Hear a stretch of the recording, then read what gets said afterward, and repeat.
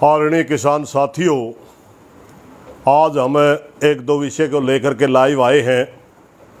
सबसे पहले हरियाणा, आप सबको पता है हरियाणा का विधानसभा का सत्र चला हुआ है। एक सवाल का जवाब देते हुए मुख्यमंत्री ने बताया कि हरियाणा प्रदेश के अंदर 136 एफआईआर के जरिए लगभग 40,000 लोगों पर मुकदमे दर्ज हैं किसान आंदोलन के। वो जितने मुकदमे दर्ज हैं उनके अभी नोटिस निकाल करके घरों को चिपकाना पुलिस ने शुरू कर दिया है, या थाने के अंदर बुला करके कह रहे हैं कि आप तफ्तीश में शामिल होइए। मेरी हरियाणा प्रदेश के किसान साथियों से एक हाथ जोड़ करके प्रार्थना है, ये आंदोलन के मुकदमे, हम कोई क्रिमिनल नहीं है। आंदोलन के अंदर केस बनते रहते हैं, न पहली बात तो घबराने की जरूरत नहीं है। दूसरी बात, अगर हमने पेश ही होना पड़ गया, एक स्थिति आ गई कहीं, तो हम सारे इकट्ठे पेश होंगे। 40 के 40,000 एक दिन ही गिरफ्तारियां देंगे।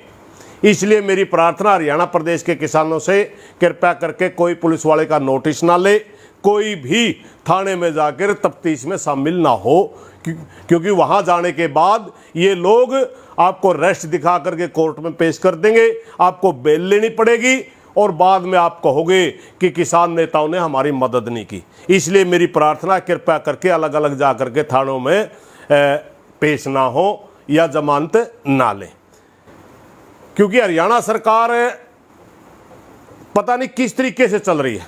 मैं सरकार को भी कहना चाहता हूं, मुख्यमंत्री जी आपने बता तो दिया इतने लोगों पे केस, मगर एक तारीख बताइए हमें किस दिन पेश होना है।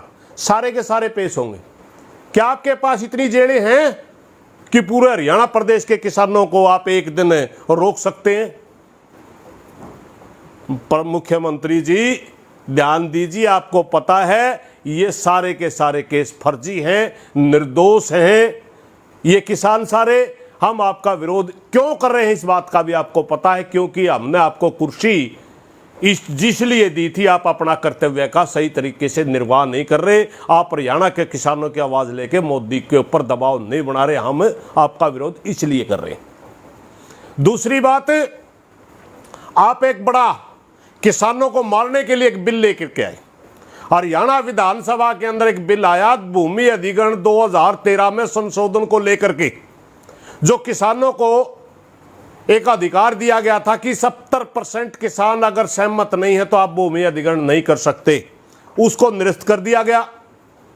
जो एक उसके अंदर किसान को अधिकार था, अगर किसी किसान की भूमि के अंदर मकान आता है तो उसको पुनर्वास के लिए प्लाट दिया जाएगा, पुनर्वास करके ही उठाया जा सकता है, वो भी निरस्त कर दिया गया।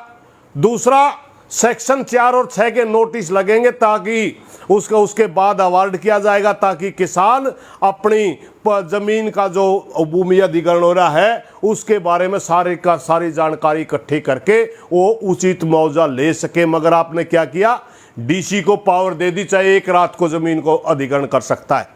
हमें आपकी मंशा का पता है, हमें पता है कि आप हाईवे के किनारे, आप रेलवे के किनारे 1 किलोमीटर इधर 1 किलोमीटर उधर औद्योगिक कॉरिडोर के नाम से किसानों की जमीन हड़पेंगे, किसानों को बर्बाद करने पर आप तुले हुए हैं। इसलिए हम इस कानून का, इस संशोधन का पूरे हरियाणा प्रदेश का किसान विरोध करता है, क्योंकि हम इस देश के नागरिक हैं। आप हमारे ऊपर तानाशाही नहीं थोप सकते, आपका ये फैसला तानाशाही है। जो भारत सरकार का कानून हमें अधिकार देता है 70% किसान की रजामंदी, हमें वही कानून मंजूर है, आपका कानून मंजूर नहीं है। हम आपसे फिर प्रार्थना करते हैं, हरियाणा की सरकार दोबारा ध्यान दे इस बात के ऊपर कि किसान को मारने का काम ना करे। ये हमारे हरियाणा प्रदेश के अंदर पहले ही 12-13 धरने चले हुए हैं अधिग्रहण के। ये मामला आपका बहुत ही गलत दिशा में लेके जाएगा। आप इस तरह किसान के साथ जबरदस्ती नहीं कर सकते। ये बड़ा निंदनीय है कि आप इस किस्म की सोच रखते हैं। किसान के हक की बजाय पूरी तरह किसान विरोधी फैसले आप ले रहे हैं। कृपया करके इस संशोधन को वापस लीजिए। तीसरा टॉपिक जो भारत सरकार से संबंधित है, एक जमाना था, प्रधानमंत्री जी ने एक बड़ा पॉपुलर डायलॉग बोला था, देश नहीं बिकने दूंगा। और ये कह करके सरकार की 13 संपत्तियां बाजार में रख दी ऑक्शन के लिए, बिकने के लिए। मैं आपको बताता हूं कौन कौन सी संपत्ति है। 13 संपत्तियों में हमारा 2700 किलोमीटर रोड, 26,700 किलोमीटर रोड बेचने के लिए निवेदन मंगा लिए गए। 400 स्टेशन, 150 ट्रेनें ये बेचने के लिए निवेदन मंगा लिए गए। 42,300 सर्किट किलोमीटर की बिजली की लाइन, बड़ी लाइनें, वो बेचने के लिए ऑक्शन मंगा लिए गए। उनका ठेके पर उनको छोड़ रहे हैं, उनको बेच रहे हैं। 8,000 किलोमीटर की पाइपलाइन बेच रहे हैं। 5,000 मेगावाट हाइड्रो सोलर जो हमारे बिजली बनाते थे, पावर हाउस, ये जो हमारे जो बिजली बनाने के कारखाने थे, वो आप बेच रहे हैं। आप ऑयल की पाइपलाइन जो है, जो तेल की हमारी एक दूसरे की कंपनियों को, तेल की एनजीओ इनको जोड़ती थी, वो लाइनें बेच रहे हैं। बीएसएनएल की, आप पूरे बीएसएनएल को टेलीकॉम का महकमा बेच रहे हैं। आप माइनिंग 160 कोल माइनिंग बेच रहे हैं। आप 21 प्रोजेक्ट एएआई और 31 प्रोजेक्ट पोर्ट बंदरगाहें बेच रहे हैं। आप स्टेडियम बेच रहे हैं, 2 बड़े बड़े स्टेडियम जो 11,000 करोड़ की कीमत जिनको रखी गई है। 13 सरकारी प्रॉपर्टियां बेचने के लिए बाजार में आपने सेल लगा दी पूरे देश की। कहां गया वो आपका नारा, देश नहीं बिकने दूंगा? क्यों पूरे देश को बेच के खा रहे हैं? आखिर क्या बिगाड़ा इस देश ने आपको? एक जमाना था कि अंग्रेजों ने पूंजीवाद चलाया था, उनकी चमड़ी का हमें पता था कि ये पूंजीवादी लोग हमारे देश को लूटने के लिए आए। मगर आप तो हमारे देश के हैं। आप क्यों पूरी सारी दुनिया की कंपनियों को बुला करके हमारे देश की प्रॉपर्टी को बेच रहे हैं? क्यों कंगाल बना रहे हैं इस देश को? कृपया करके रहम करिए।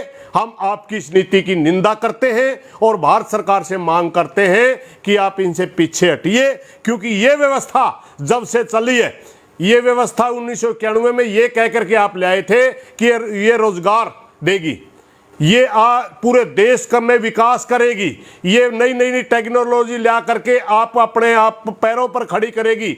आज पूरे देश के अंदर बेरोजगारी का ये आलम है कि आज इस देश के अंदर लगभग 20 करोड़ लोग सड़कों पर घूम रहे हैं। पिछले साल जब मजदूर साथी कोरोना में बंद हुआ था, कितने लाख मजदूर साथी पैदल चलने मजबूर हुए। कृषि का क्षेत्र था जो वो आपने बेच दिया। मेरी भारत सरकार से प्रार्थना है, जब ये व्यवस्था हमारे देश को बर्बाद कर रही है, क्यों डो रहे हैं आप? क्यों एक लाइन पर चल रहे हैं? क्यों बेच रहे हैं सारे उस देश को? इसलिए पुनर्विचार कीजिए। हमारे देश के नौजवानों के साथ धोखा मत करिए। इनको रोजगार की जरूरत है, अच्छे हॉस्पिटल की जरूरत है, अच्छी शिक्षा की जरूरत है, अच्छी यूनिवर्सिटी कॉलेजों की जरूरत है। इसलिए प्रधानमंत्री जी, इनके ऊपर दोबारा विचार करिए, वरना ये देश आपको कभी माफ नहीं करेगा। जो बातें आपने की, उन्होंने 100% आपने उल्टा किया है। देश नहीं बिकने दूंगा कह करके पूरा देश को बेच रहे हैं। इन्हीं बातों के साथ मैं पुनः प्रार्थना करते हुए कि आप अपने नीति के ऊपर पुनर्विचार करिए। धन्यवाद जी।